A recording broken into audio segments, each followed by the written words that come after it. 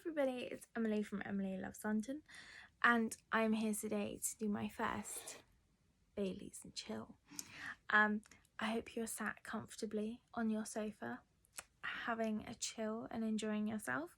I am going to talk about 3 different books, 3 different films, and 3 different TV shows that I'm loving this week, and tell you a bit about what I'm looking forward to next week. The first I'm going to start with is the books, and first on the list is The Last Firefox, and this is by Newberry, and it's published by Puffin Books. And thank you to Puffin Books for sending me a NetGalley of this book. I am loving it so much. It's the sweetest little adventure. It's a middle grade, and it's about this young boy who he's like had a bad day, and he goes up to like the ruins of a castle and bumps into this little guy, and he says, "Oh, look after my Firefox for me."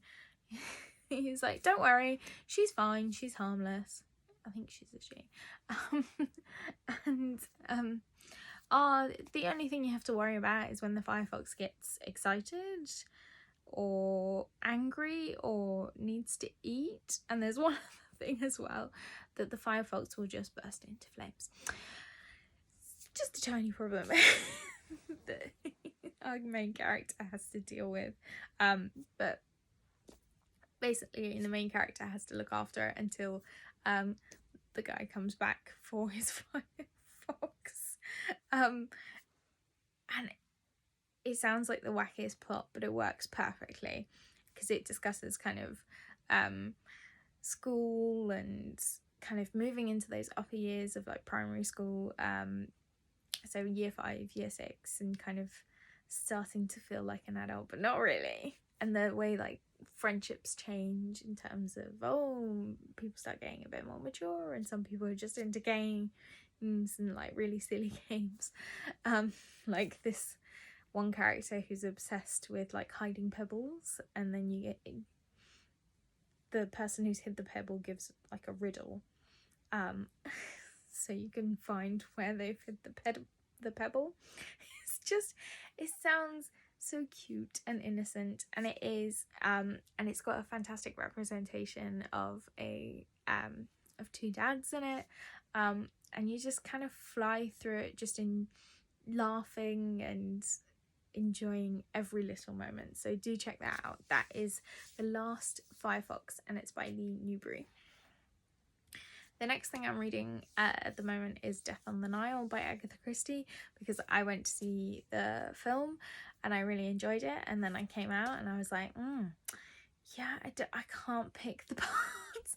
I had in my head like the David Suchet version, so all I could pick out were the bits that weren't like corresponding, and I was like, I really need to reread the book because I read it years ago when I was a lot younger. So that's one of the reasons I'm reading it. The other reason I'm reading it is because on the official Agatha Christie website they do a Read Christie for each year, and this month's book is Death on the Nile, so I'm also reading it for that, of which the discussion is tomorrow. So I gotta finish it very soon. It is, in the book itself, an incredible observation of sort of society and little comments about people, and you're just like, wow, she hit that right on the nail on the head. And the atmosphere is like really suspenseful, and there's always this impending doom throughout until you right to the bit where they're on the boat, and then everything just explodes. So yeah, it's a great fun book to read, and it's only 207 pages, which I feel like isn't much compared to sort of the length that we now generally read. I feel like it's gotten way over the 300 and 400 mark, and you're just like, give me something smaller, man. So yeah, definitely check that out. That's Death on the Nile by Agatha Christie. The last book I'm reading at the moment is a reread, and it's called Melmoth, and it's by Sarah Perry and published by Serpent's Tale. I should also say Death on the Nile is published by HarperCollins. Just so you know. So Melmoth, I had really enjoyed The Essex Serpent many years ago, when it was Waterstone's Book of the Year in 2016, and I was lucky enough to get a proof from Serpent's Tail, and I read it and I loved Melmoth, and I was recently doing something related that I may tell you about, and I really wanted to reread it because I remember vividly like just being unable to put it down, and I was in the mood for rereading some things. So yes, it is you just can't stop reading it because it's such a gripping story, and she just kind of lumps this like insane sort of myth and situation in your lap, and you're just like, oh my god, okay, I don't want to put this down, I need to know what happens. And it's that kind of creepy looking over your shoulder kind of moments that really make it a fantastic read. So definitely check that out. That is Melmoth by Sarah Perry, and it is published by Serpent's Tail. Next, we have films.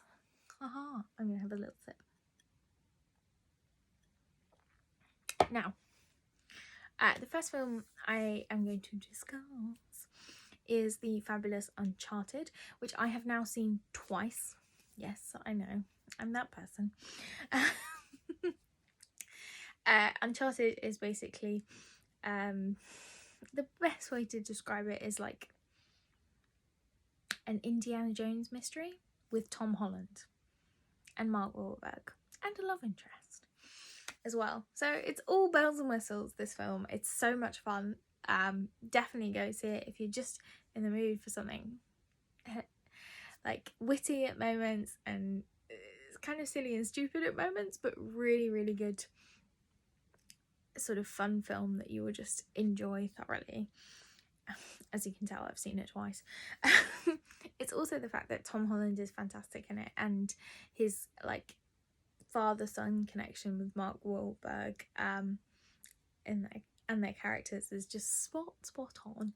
And also Antonio Banderas is in it, who I adore and I think is absolutely fantastic.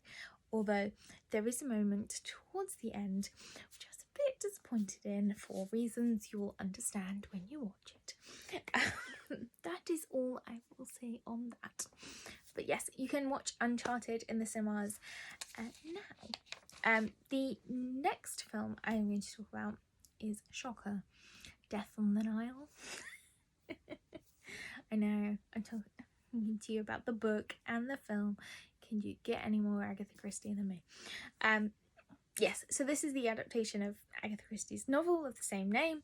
It's directed by Kenneth Branagh, and it's basically about this woman, Lynette, who falls in love with her best friend's fiance, and then she marries the fiance, and then the best friend follows them around all the way to Egypt on the Nile. And they end up on the Karnak, which is what do you call them? I think you call them a steamroller boat. I've forgotten the name.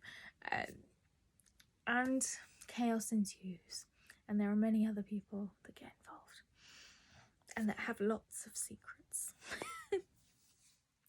I do think this film does change something. So if you are a die-hard fan and you don't like it when things are changed from the book, then just acknowledge that things will be changed if you want to watch it. But I do think it was a really good film. I think it captured the atmosphere of the book very, very well, with the use of mirrors, the glamour, and the suspense between the characters and whether their relationship was in a good place or a bad place. You're always looking at the eye contact. It was very good. I didn't really enjoy the first Agatha Christie that Kenneth Branagh did, but this one I thought was much, much better. Really fantastic. There is some CGI in here that you can really tell it's CGI, but we'll forgive that because COVID. But there is one thing I do want to mention that I absolutely loved, and it's a scene in the club right at the beginning of the film, where the music is just fantastic, and you have everybody in this sort of sexy sensual mood where they're dancing, and it's just so perfect for the atmosphere and to set up that kind of tension that will just run right through the film. So yeah, I love that moment. I was also very surprised that he took the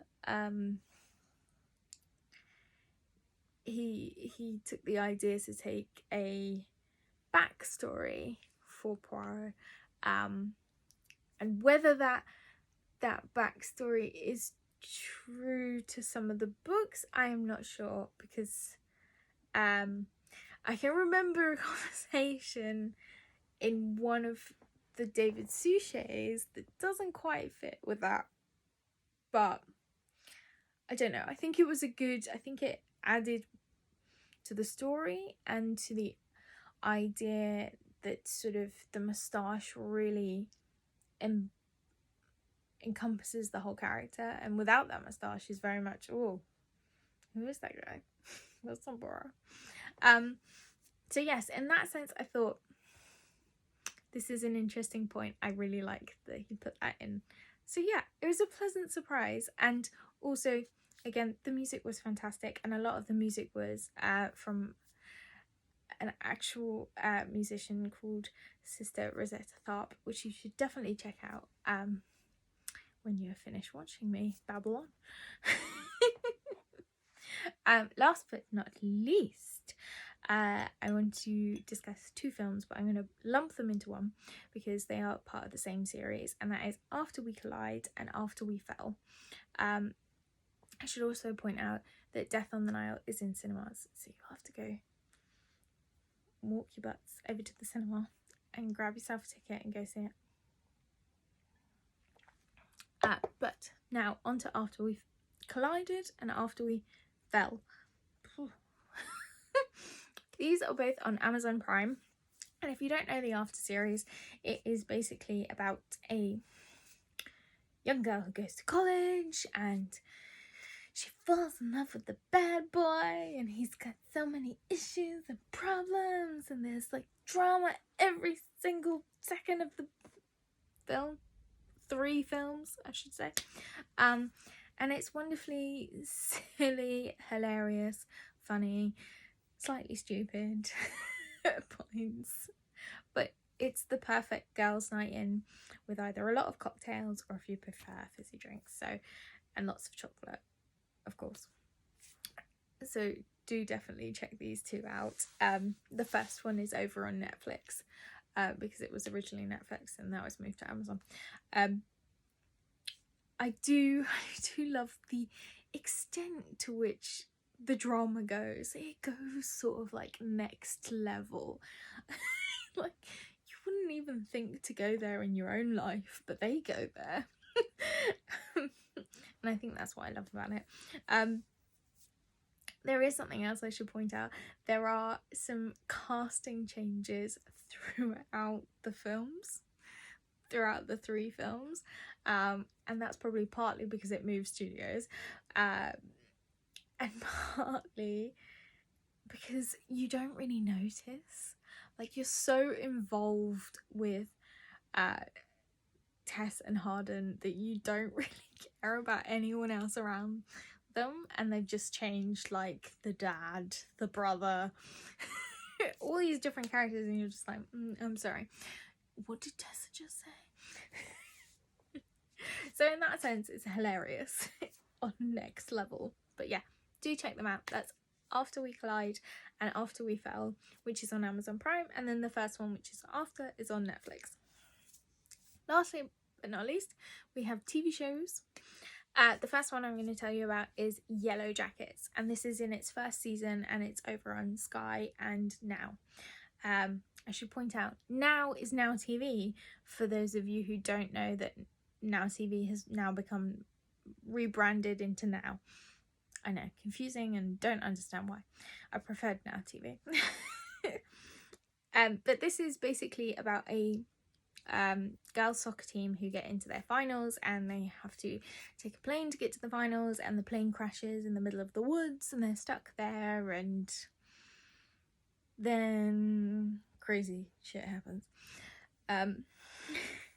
Quite literally. I'm about halfway through this first season, and it is crazy, and I have so many unanswered questions, like so many, like where is this going, how dark are we gonna go, because it's quite dark already, and it seems like you're just gonna keep going down that road. I think if you liked The Wilds, which is on Amazon Prime and has just been renewed, well, I don't think it's just been renewed, I think they've just announced that the second season is coming this year, then I think this will fill the gap for you. Definitely go watch Yellowjackets. Partly the reason I was watching it is because it's got Juliette Lewis in it, and she is one of my favourite actresses. So I was just like, yes, I can't wait to see her in this, and she's fantastic. She's a badass. She's got the coolest car, and she just does whatever the fuck she wants. She's rock and roll, basically. But yes, to sort of explain even more, there are two different timelines, and in the first episode you get 3 different timelines. So in the first episode you get before the crash, in the middle of the crash, and then way after the crash when they're adults and whoever has survived. And you kind of realise that not all of them have survived, but you're not sure which ones, and it's very, I think, credit to definitely the actresses and the series writers that they made each character have a specific sort of characteristics so that you could just pinpoint who was who very easily, and the transition between those timelines works well because it's going from young to old versions. And yeah, I think it very much captures like what the crazy shit you get up to when you're young. In the extreme version. In the woods with some slight cult aspects. Don't know where that direction is going, but I'm interested. The second thing I wanted to talk about is Finding Ola. Ola. I'm terrible with pronunciations today. This is in its first season, and it's over on Netflix, and it's about this woman who has 2 kids, and it's set in Egypt, and she goes to her son's birthday party, which is done by her mother-in-law, and like all Middle Eastern and Mediterranean families, there is drama.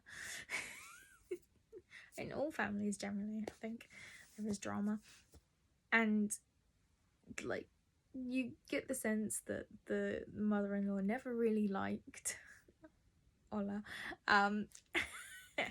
and basically she's on the way home and she's just complaining to her husband that, you know, she doesn't really love his mother doesn't really love her, and, you know, I don't know why we had to have it at her house. And then they get to the door and her husband says, I want a divorce, and then she just everything sort of, it kind of chronicles what she wants to do next, how she wants to feel, and how she wants the situation to be, and how he wants the situation to be, and how it's just trying to find that kind of middle, and very much showing a true representation of divorce and how difficult it is for the kids and the adults in many respects, and how you kind of, it looks at a relationship that's kind of between the husband and wife that's just kind of drifted from a certain point, and why it's got there, and maybe there's no reason, it just has. And that kind of sadness but true look at how relationships are so complicated. It's very refreshing. It's also really empowering because she kind of, by the second episode, she's getting up there and doing what she wants and kind of really finding her passion. So in many ways it is a great empowering TV show, and it's also in Arabic, so I get to practice my Arabic. Fantastic. That is Finding Ola, or Ola, whichever it is. And it's over on Netflix.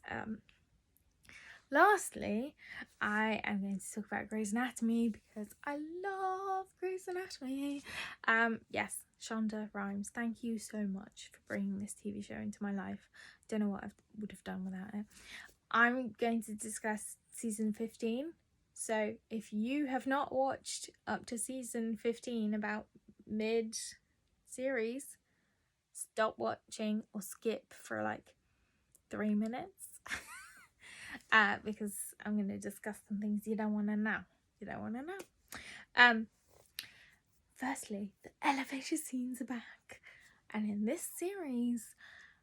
season, they are so on point. The moments.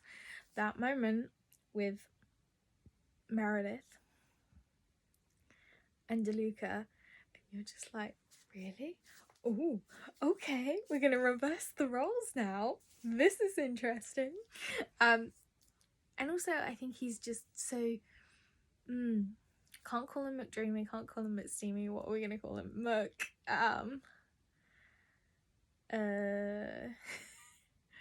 McMelty. I think that's a good one. We're gonna call him McMelty because he just melts your eyes, quite literally.